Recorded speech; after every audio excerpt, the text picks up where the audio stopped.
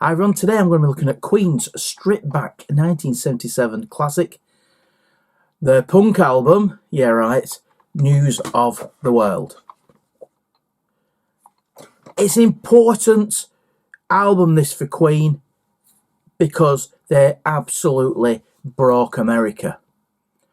Gone are a lot of the layered harmonies from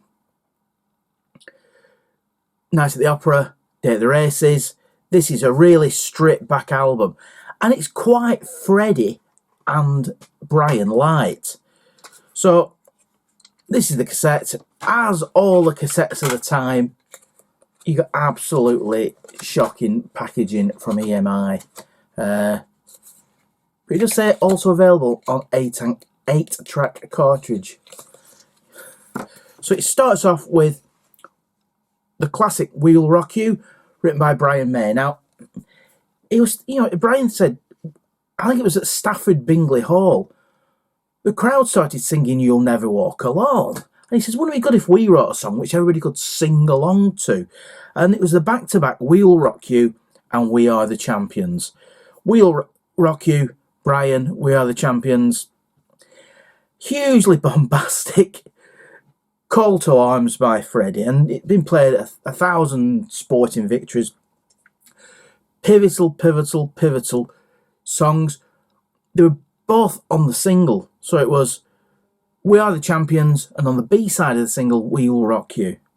Then, what was an unfinished song, reheated and very much reheated, Roger Taylor's "Sheer Heart Attack," where Queen go full punk piss take. If you want to play fast, loud and obnoxious, so can we, and as a bit of a go at youth culture, it's yeah. Got to remember, Roger Taylor, this is very much a Roger Taylor album. "Sheer Heart Attack," he played rhythm guitar and bass. I think Roger Taylor is I know he's part of the duo that is Queen now, but I think Roger is coming into his own from this album onwards. "Dead Old Dead," written by Brian, who also played the piano. "Spread Your Wings," one of John's songs. John mimes the piano in the video, but Freddie actually plays it.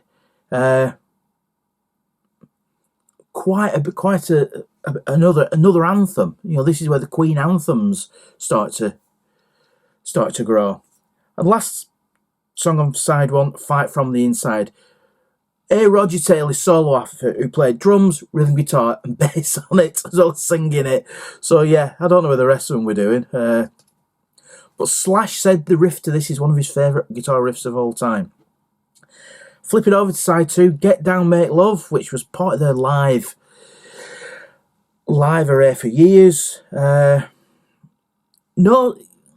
bit of the weird orgasmic bit in the middle, there's no synthesizers on it. It's a harmonizer that makes that funny effect on Brian's guitar. It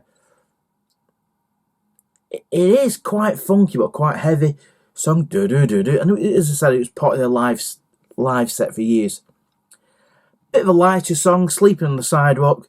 Bit of a good old-fashioned blues, traditional blues excursion by Brian May. "Rags to Riches," and they reckon it's the only Queen song recorded in one take. So, well done. Another John Deacon song, "Who Needs You," bit more of a Latino feel. So again, they are able to switch musical styles. They're not doing it as much as in the past, but throwing in a bit of Latino reggae, different beats. I think we're going to see more and more of this from the band over the next few years.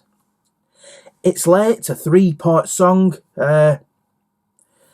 Pretty heavy song, covered by American metal band years later, Anthrax. Also features some guitar tapping by Brian. Heavy and gets heavier as it goes along. Quite an important song this in Brian's writing, and it's got 2 very heavy songs on this album.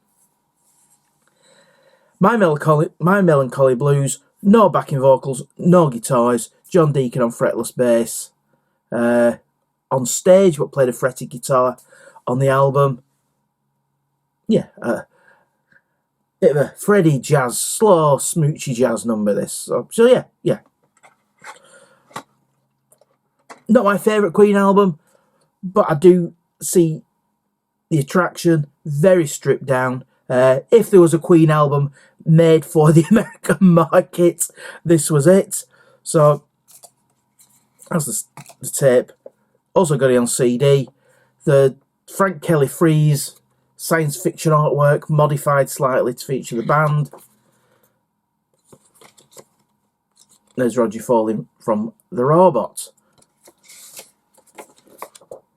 So a bit more involved, a bit more than the tape. So you get a lyric sheet, you get a full version of the fantastic artwork. You know, it was from modified from Outstanding Science Fiction magazine of The Robot, which was reintroduced for a recent Queen plus Adam Lambert tour.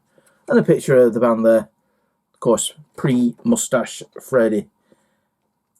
Roger looks quite fragile on there. He had a bit of a heavy night. So this is on the Queen Digital Remastered series. When did this come out? This came out in '93. So yeah, one of the few remasters of this that came out. Album trots through quite nicely. 39 minutes 10 seconds. Very much in the stadium rock, let's break America, and let's be hugely successful. You know, Queen's success after this cannot be underestimated. You know, 26 shows in North America, 21 in Europe. The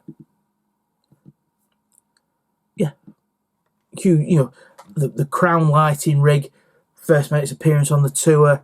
Become a big live act in Europe. What is interesting is in the live set, they played a fast version of We Will Rock You that featured on Live Killers and other live releases. It's just the slow one that's on the album. But yeah, there's some footage knocking around of them on tour in America. It's quite interesting, and yeah, playing places like Chicago Stadium, the Summit, arena bothering. Queen become a US arena bothering band, and you know, after financial woes of the past, and you know, not getting any money from the management, I think the financial benefits and the financial freedoms that came from it are also set the foundations for Queen in the 80s. Did this. The footage came from, just remember, I think it was from the Old Grey Whistle test, and it will be around somewhere. And Bob Harris followed them around on tour, and some really good footage of them on tour in America. Freddie in the backstage of a limo, giving the royal wave to a camera. Bless him. Can't be underestimated how big they were in America. They were huge. Didn't quite press on in the 80s. But yeah, a hugely important album, this, for Queen. Hugely important. Out of interest, I spotted on the back, I paid £4.99 for this. Whenever I bought it. It was £16.99. £16.99. £16. So 99. Let's look at the price of that.